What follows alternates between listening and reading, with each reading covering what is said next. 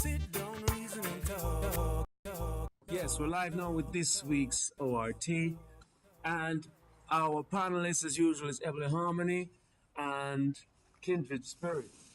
And we're kicking off with the H&M race row, the H&M debacle that went global, went viral, global, and all over. Kindred, it was your topic. Where you coming from? It was, and I tell you, this, you can look at this on so many levels, but what strikes me about this whole thing is that I think this is a global company, okay? So any ad campaign that they put out has been through all kinds of layers before it's released. You know, you don't just put something out. So I can imagine that there was a group of people sitting around in a boardroom, patting themselves on the back for the fact that they're being inclusive, that they've got this little African boy in this advert and thinking this is going to be, very appealing across a wide range of communities, and aren't we being inclusive and wonderful? And there may even have been a few African people involved in that process. Okay. So this is not one person's decision. It's passed through all kinds of layers before it's released. And it would not have dawned on any single one of those people, right? They're looking at this ad campaign and thinking it's brilliant that we've got this little African boy in this picture. And it would not have dawned on any of them why this might be problematic. Okay. So when they say, we didn't mean to cause offence, we had no idea it would be taken, they're telling the truth. Okay. But doesn't that say something about an organization in a sense that you could go through so many layers of vetting and still make such a calamitous That's my point. error? Yeah. There will be people in that organisation who still can't understand what the problem is here. So are you saying then this is just kind of how racism works, or are you saying actually that they did something in their best interest? They did it with their best, trying to put their best foot forward. Sides of the same coin. Okay. Because you have to have a certain level of awareness. You would have taken one glance at that and know automatically this is going to be a problem. But nobody in that organisation did. They're so busy congratulating themselves for the ad and the fact that they've got this little boy in it that they missed what the real point being made was. And to this day, probably still wouldn't get it. So you're not sympathizing with them, no. Just to be clear. You're kind of just describing the kind of the mechanism of how racism works. That actually, if something's not on your radar, you wouldn't pick it up. You're not going to see it. Okay. So they're actually telling the truth, and I think our response to it is more interesting to me, because it's as though some of us don't recognise that that's the way it works. Okay. I'm not saying people shouldn't be angry or outraged, but some of the comments that people have been making is indicating to me that you don't get this either. What's some of the comments you come across?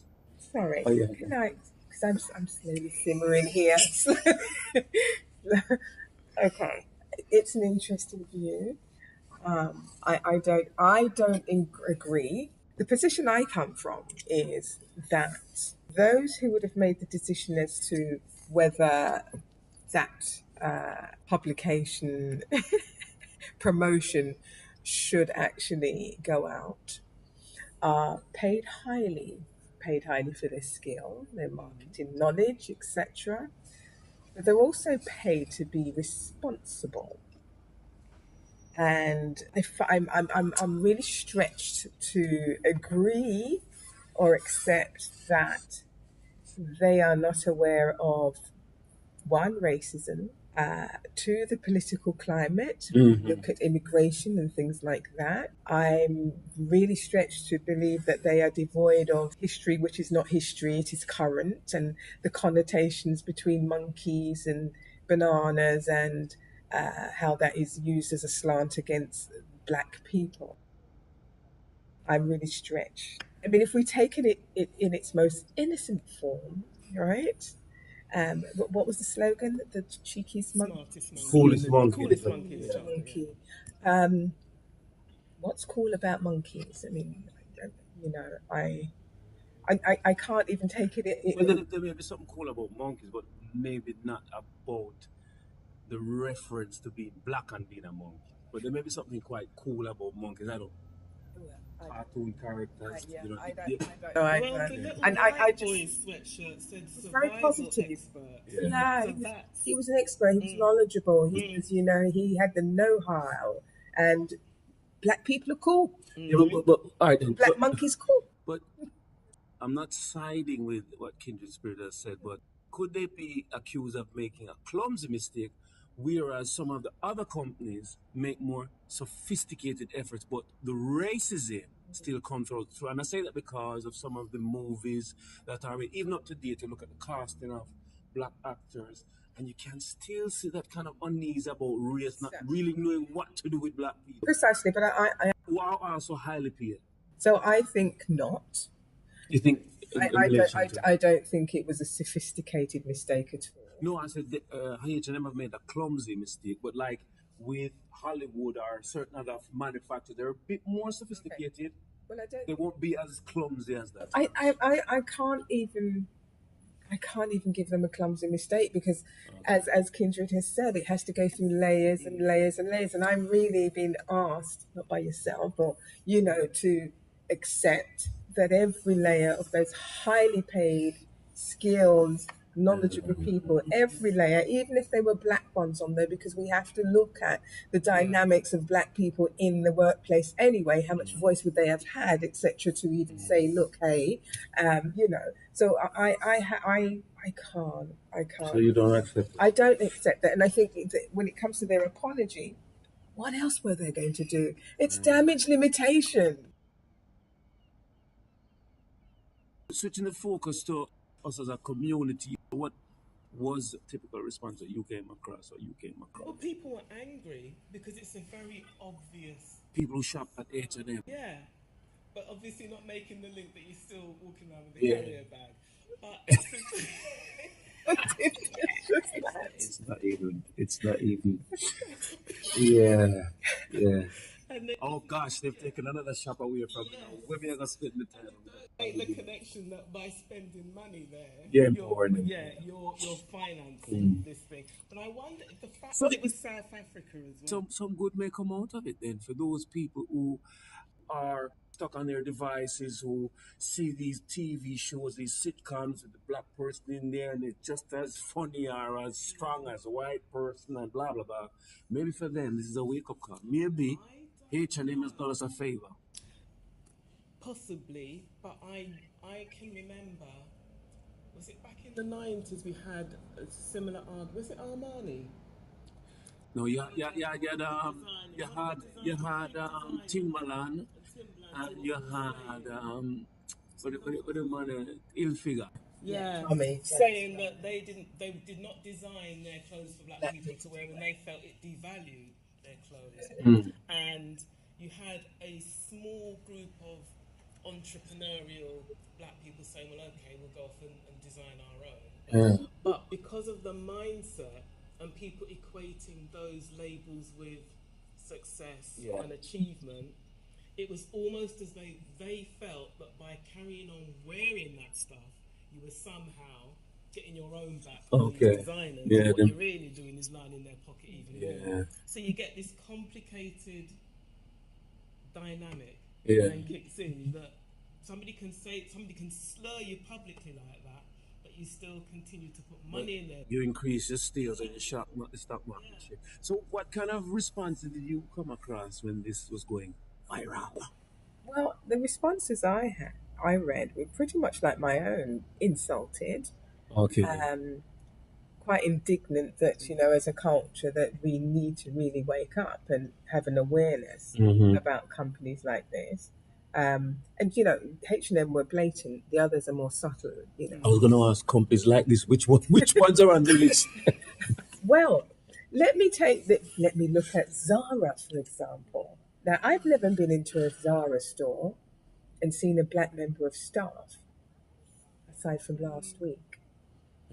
And I got talking with one of the young ladies in there, and, you know, she pretty much reinforced what my belief was, because they're usually in the back room, they're never on the shop floor, etc., etc., asked to do jobs what the Spanish the members of staff who are on the shop floor and are asked to do, you know. And she told me about the process that they had to go through, etc. She's even been asked to she'd take the wrap off her head or not wear her hair in a certain way. Absolutely. So the racism is ingrained. And she was a young girl, and I actually have to give her credit for being quite firm and knowing herself. Absolutely, because she quite clearly told them she wasn't going to remove it, and they couldn't challenge that. Or, she was a French-speaking African young lady, and I think there were a couple of them in there, and sometimes they speak in French, and they were challenged not to speak in that language, and were threatened with a warning. And she said to them, proceed, because then you're going to have to explain why the Spanish member of staff speaking Spanish to each other and it's never challenged. So back to the point in case is the racism is rife, I believe, in other companies, but that one is just so.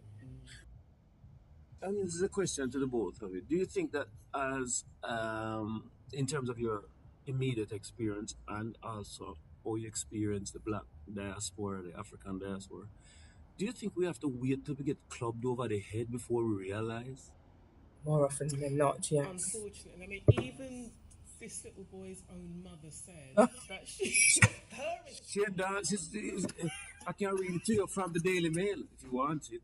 The Daily Mail of our newspaper. Oh, the wonderful Daily Mail. So she's like, the headline was, "Get over it.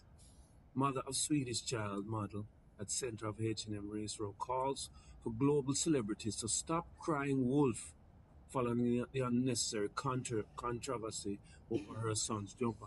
Now, Because people, basketball players, Romelu Lukaku came out on it, and they were making a knife. But we wouldn't hear of these, we were speaking about Colin Kaepernick, and I was saying, listen, one mixed race man out of how many thousands of black players say not the rest of them that collect on the money and go. Yeah, So absolutely. it's an odd one. But it's interesting that you said that, the rest would collect their money and go home. It's what the mother's doing. She wants to collect the money. She's not rampant for her, Margaret. She's not putting up on the line. But it's a real frustration because using public transport or going around, you see people with H&M bags, and you just wonder, what is it?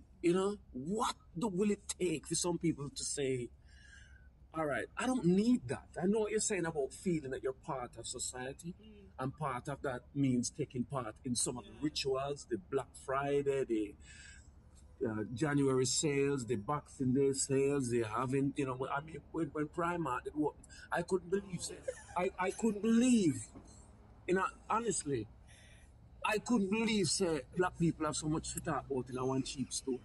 Honestly. Because they come into the workplace and you see them and somebody say, you're waiting a Primark. And it's like, really? Yeah. But I think a lot of us believe we're buying into that brand, and it's somehow we have some kind of stake. You think you think some of us are consciously thinking that we're buying into something? It's a lot more unconscious than that. Absolutely. But people do have this feeling that they are part of something when they're buying into that. I think there's maturity. So what have to have in one coat? People used to boast that they have something one coat. Nobody don't have it. No, you're saying that we've reversed it now. We want everything that everybody else has. Yeah, because these organisations are brands. They're global brands. Yeah, true. And to be included means being part of that brand. Yeah, because the publicity is strong. Yeah. Not just the poster up there. There's some drip. Subliminal messages as well as the blatant, and it's the celebrities they put in front to publicise, or the football celebrity or what have you. They know where people's the mind games. Yeah, absolutely. Yeah. So it's strong, So it really takes, like you said, are people conscious? No, I think a lot of people are very unconscious. And that coupled with that, I think, part of that triangle, I would say, is maturity and consciousness of one's culture itself. Yeah. And I suppose that goes to a lot of other things, food and medicines, this kind of automatic tendency to just respond by doing what you've been fed. What you've been fed. Through the television mostly, or some kind of big device. Yeah. I mean, social media, you probably can tweak it depending on what your group of friends are like, but definitely through like billboards and What would have been interesting would be to see even how YouTube. many of us would have gone and bought that sweatshirt and given it to a child just because it was an H&M sweatshirt and there was a little African boy in would many of us have gone out and bought it for that reason without Well, thinking? is It would have been interesting to see. conversely, no, did it sell more to black people as a result of the row? Is one of the things, I don't. you know, on sale, 2 for 1. Uh, but we've had a decline in terms of tailor-made clothing. A lot of very skillful people in our community don't have a living now because of places like Primark and these cheap clothes. And I think that's something that we need to reverse. Yes, and I think that's actually coupled with the demands on individuals in terms of, mortgages, council tax. Of course. The wage doesn't rise, so there isn't, and people are working a hell of a lot more. I'm saying more like people aren't buying from. Yes, We're not going to people we know to make us clothing. I think We prefer to go to a big department store and pick up like 15 things. That's true. For £10. Yeah. You see what I'm saying? As opposed to it's far more attractive. Yeah. Looking at a one piece. I mean, 2 weeks for it. let's do a litmus test. People at your workplace over the next month, just find how many people have something that's been made for them individually, and just see how many people you can find. Because I think that's the other side of it, actually. That yes, we can have our views about people who use H&M and stores like H&M, but what is their alternative? Yeah. Yeah, I think very often the ones I know are women who maybe travel to Africa, but then Yeah. they're usually for a special event, a wedding, church, or something like that. Day to day wearing it's not there. Me have my tailor, big up my tailor from Spanish Town. Okay, good. Very good actually. He's very good. He's fun. I'm sure he would. A shape is a shape. So, on the back of this, what would you do differently? Kindred spirits and everybody. Well, definitely boycott H&M. That's not going anywhere. But also think a lot more carefully about what I'm buying and where from. Yeah, I have to join you on the boycott. I mean, I have boycotted. But certainly have to be very conscious about the carrier bags that I carry, even though I have bags of cotton, because that sends a strong message. Well, it's advertising, isn't it? It's saying it's okay with me. For true. But I mean, I'm not a designer purchaser, all the same. But I think on the back of this as well, I think I'm more efforts to have clothing made as well. Yeah. I really enjoy being an individual as it stands. Yeah. Yes, similarly with me, just invested more in bespoke clothing that are better quality, and I know it costs a little bit more sometimes, but I feel better knowing where the money's gone. So yes, thank you. Thank you. Thank you. Included below are links referring to this topic. And remember, comment, share and subscribe. And always, talk the thing. Organize, sit down, reason and talk.